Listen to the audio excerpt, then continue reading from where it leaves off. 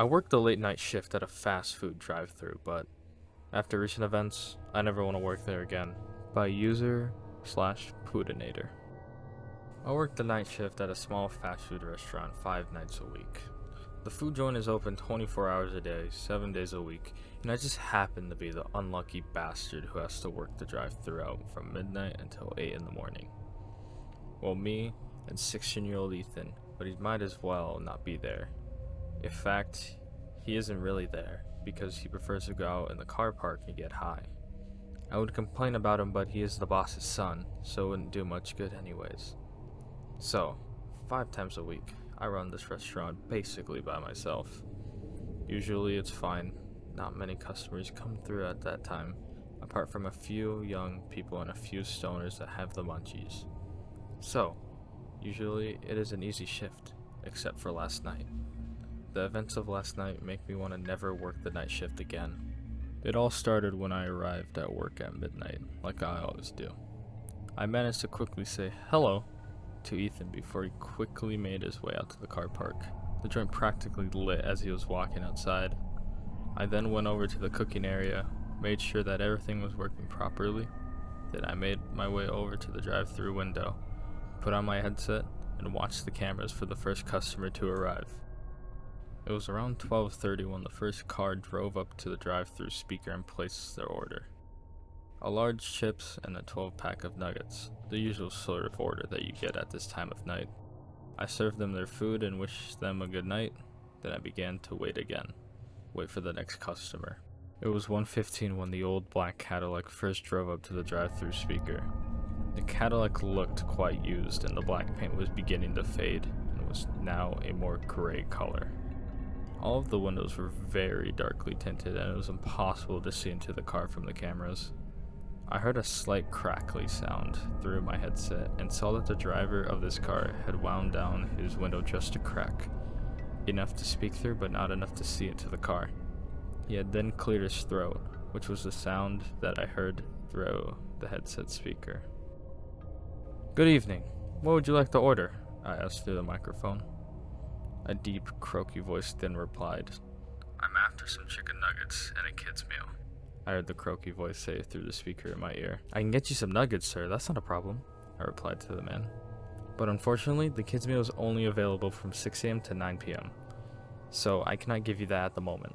I thought I was polite with my answer, but the man driving the Cadillac obviously didn't agree because he quickly replied, "You son of a bitch, you won't serve me because I'm not a kid," he said with obvious contempt towards me. Before I could reply, the front wheels of the Cadillac began to spin and a little bit of smoke started spewing from the black tires. Suddenly, the car lurched forward and I quickly saw the red of his taillights. Then he was gone. He had driven out of the drive-thru at great speed, obviously in anger. It was very strange, but I had dealt with anger and slightly unhinged customers before, and so I didn't really think too much of it. It wasn't until I saw the same black Cadillac pull up an hour later that I thought that something wasn't quite right here. The car slowly made its way up to the drive-thru speaker, its headlights shining brightly into my eyes as it drove. Once I saw that the car was lined up with the speaker, I knew I had to be diplomatic about this and try my best to sound friendly and polite. "Hello, how can I help you tonight? What would you like to order?" I asked in the best customer service voice I could muster. There was a silence for a moment, and then, through the camera, I saw the driver's side window begin to slide down. Once again, only a small crack, not big enough to see through. Then I heard the same deep and croaky voice speak. "I want to order the kids' meal," the voice said, or rather, demanded. "I'm very sorry, sir, but the kids' meal is not available at this time," I replied, still trying to sound as friendly as possible. "It's because I'm not a child, isn't it? That's why you won't serve me the kids' meal," the voice responded with a more aggressive tone. "I mean, technically you do have to be under 18 in order to purchase a kids' meal at this restaurant, or you need to be purchasing it for someone under 18, but that is not the issue tonight. It is because you are trying to order." I was cut off from speaking by the sound of the engine roaring and the tires screeching as the Cadillac suddenly took off in a cloud of smoke coming from the black tires. It was beginning to be a bit more concerning that this man was so desperate for a kid's meal, but at this point, I was still just thinking that he was a difficult customer. The next hour of my shift went like normal. I served a few high school kids who must have just gotten their license. I then served a group of people who were in the back of a taxi. This was all pretty normal for the late night shift at the drive-thru, and I thought my night was returning to normal until I saw two bright headlights appear. They were blindingly bright, and I had to squint just to see past the beam of light that were penetrating into my eyes. I didn't really have to squint to know who was driving towards me, towards the drive-thru speaker. I knew it was a black Cadillac, once again. The car pulled up next to the speaker, and the dark, tinted window rolled down just an inch, and then I heard the same voice through my headset. "I have asked you time and time again for a kid's meal, and you will not provide. I know it is because you know I am not a kid, and so you will not serve me. Well, guess what? I went and found a kid, so now you have to serve me." As soon as I heard the words "found a kid," I began to get incredibly nervous. What did he mean by that? I didn't know how to respond to this. I stood there in the small drive-thru booth for a moment, not knowing what to do or say. Then my headset let out a small crackle, and once again, I heard the croaky voice. "Would you like to see?" The voice said before it let out a small raspy laugh, a laugh that I could tell meant nothing good. It sounded like he wanted to show me, and that he knew what he had to show me, I wouldn't think. Before I could respond, I heard a loud thud through my headset. It startled me and brought me back to the reality of my situation. My heart began to pump faster, and I could feel sweat beginning to form on my forehead. I then noticed the image that was being shown on the screen in front of me.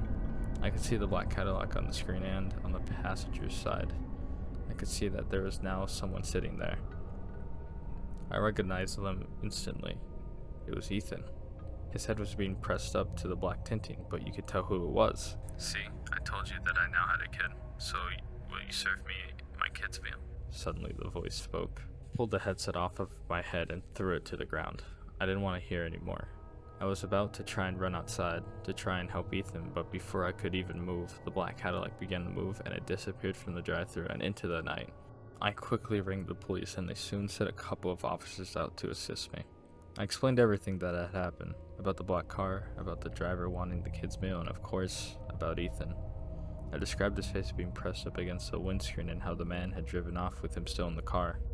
The police wrote all of this down, and just after I had finished describing the night's events to one of the officers, the other one suddenly burst into the room into a panic. I don't remember all of the details of what happened after that. It all passed by as a blue, but I do remember both officers rushing outside. I know that I followed them. I wanted to know what was happening. I do remember walking through the car park and then walking up to what both the officers were standing over. And I definitely remember the sight of Ethan's headless body lying on the ground, a joint still lit in his hand. The rest of the night went past quickly. The police continued to question me, and I don't remember much about it. What I do remember, though, very vividly, was when I returned home in the early hours of the morning. I walked up to my front porch and saw a box sitting on the front step. As I got closer and closer, I slowly began to realize what the box was. It was a kid's meal box from my restaurant, just sitting by itself on the front porch. I got closer to it, and when I was close enough to grab it, I very slowly leant down to pick it up. When I began to lift, I could feel that it was a bit weighty. There was definitely something inside the box. I slowly lifted the lid. The strong smell of meat started to waft into my nose. I really didn't want to keep on lifting the lid, but I just couldn't stop myself.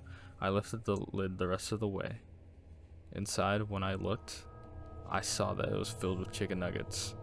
That wasn't what was disturbing, though. What was so disturbing was that in the middle of the box, on top of all the nuggets, was the severed nose.